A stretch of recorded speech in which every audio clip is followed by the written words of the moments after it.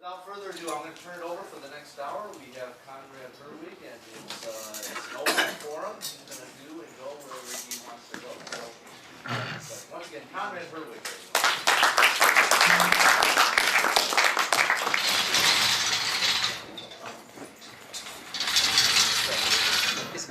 This eraser doesn't seem to work. Did someone recommend it? Sure. Chelsea, can you run downstairs and get a fresh eraser and a fresh marker? Some markers. Water or something? I'll just start writing over this stuff. And is there maybe the other side? Well, I left that stuff from the jazz part, just in case you guys want to write this stuff down about pentatonics. Okay. I'll just leave it up there. We'll get some water. So, Tony, can you get some paper towels as and Chris water was on it? saying, no one specifically told me what to talk about here. And as we were playing this morning in my class, we did combo. I started thinking about something that could be valuable for us. Because whether you're a beginner, like in 4th grade, or whether you're someone, like me, who I've been playing drummer for 41 years, or some great master like Clark Terry, who's in his 80s and probably been playing for 75 years. What will dictate the success that you have as a jazz musician is a lot of times how you organize your thinking, and especially how you organize your practice. For example, I'm going to do a little poll. Is there anybody here who wishes they could practice more efficiently? Raise your hand if you wish you could practice better. No? You don't wish you could practice better? You got it? Maybe you should give the lecture and I'll sit here. Really? You think you're practicing the most efficient way?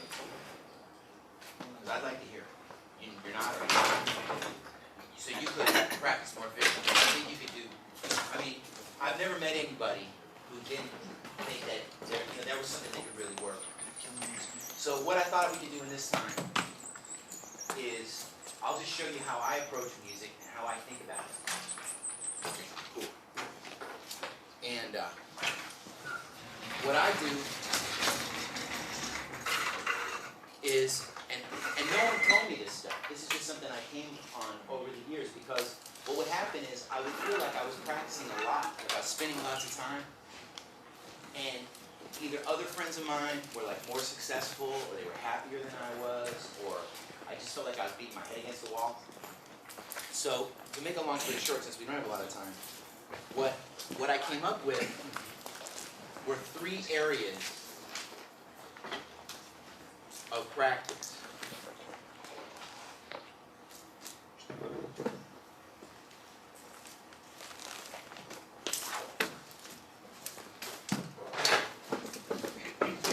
And that's sound, technique, and ideas. And I'm putting 1, 2, 3, but it's not necessarily a ratio that sound is more important than technique, which is more important than ideas. If you think about it, who are the most frustrated musicians? Right? The ones that have all the ideas, a ton of ideas, and no technique and no sound. Right? I mean, fortunately in my life, I was never really one of those kind of people. But I can imagine, and I've known musicians that, you hear them playing on piano, or you hear them, and they have this wealth of ideas, but they just can never give it a life. And our success as a jazz musician is really the percentage of ideas you hear in your head compared to what you're able to execute on your instrument. Right? If you're hearing all this stuff in your head, and it comes out all turned around, then you're not going to be happy. Okay? And even the greatest jazz musicians, like Michael Brecker, who's a great friend of mine. I love him, especially Randy Brecker, but Mike also. And Mike Brecker, many times I would play with him, and he was so humble. He would play the most amazing solos, and you'd go, man, that was like unbelievable. And he would say, well, I know I could do better, because I was, there's still even more stuff that I'm hearing that I can't get out. I gotta give it a less. So the greatest musicians, like John Coltrane and everyone else, were just after getting their ideas out. Okay? Now technique is fine. Okay? There's a lot of people that are technical players. The one thing with technique is that technique is not an end in itself. In other words, the most important thing is the musical idea, right? What you're hearing. In other words, if someone said and told you, well, you know, the genie comes, or, you know, someone comes and says, you can be the fastest saxophonist in the planet, the fastest trumpet player, the fastest trombone player. Does that mean anything? It doesn't. Now, if someone said you could be the fastest meaningful saxophone player on the planet, that'd be something you'd want. I would prefer just to be meaningful in everything I do. So, certain things like faster, you know, higher, louder, you know, those are like quantitative issues. Like, it's great to be able to play fast. I mean, John Coltrane played very fast, and you could say he might have been, you know, the most rapid, comprehensible improviser of all time. But even he would say that the key is on the comprehensible part, not the fast part. Music has to be comprehensible. It has to be accessible, you know, to the other musicians and to the audience. So technique is great because it gives your ideas a life, but it's not an end in itself. And we'll talk about this a little bit later, deeper. And then sound is really the fundamental. Because if you have a good sound, you know, you sound good.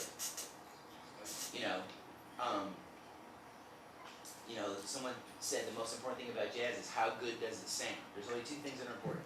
How good does it sound, and does it sound good? And that's it. You know, that's what Duke Ellington would say. There's two kinds of music, good and bad. Music that sounds good and music that sounds bad. And of course, you take it from there with all the permutations and everything. And we're going to talk about, you know, harmonic ideas, technical, you know, analytical processes of working on technique. But sound is very important. Now, one thing, you know, for me, as a trombone player, the most important thing is air. The amazing thing, because we're wind players, so saxophone players, trumpet players, trombone players, anybody who plays a wind instrument, the most important thing is air. And by the same token, then breathing becomes important. But something that's really interesting is that for bass players, breathing is super important, right? For guitar players, breathing is super important. For piano players, breathing is super important. For drummers, it's important. Because if you take the great innovators in the music, and I'm just sort of free associating here, I was thinking of bass. Has anyone here ever heard of Paul Chambers? Paul Chambers is a great innovator on bass. And one of the things that he was able to do, and you know, there were a few before him, like Slam Stewart and I'm blanking, Ray Brown, and others. There were others, but a lot of people will tell you that Paul Chambers was the first bass player to ever sound and play the bass like a bebop horn player, right? The way Charlie Parker played a saxophone, the way Dizzy Gillespie played a trumpet, Paul Chambers played the bass. But the thing is, if you're going to play like a horn player, you know, people say the same thing about Wes Montgomery on guitar, maybe Charlie Christian before that, is that they sounded like a horn player. So in other words, if you want to sound like a horn player, you have to breathe like a horn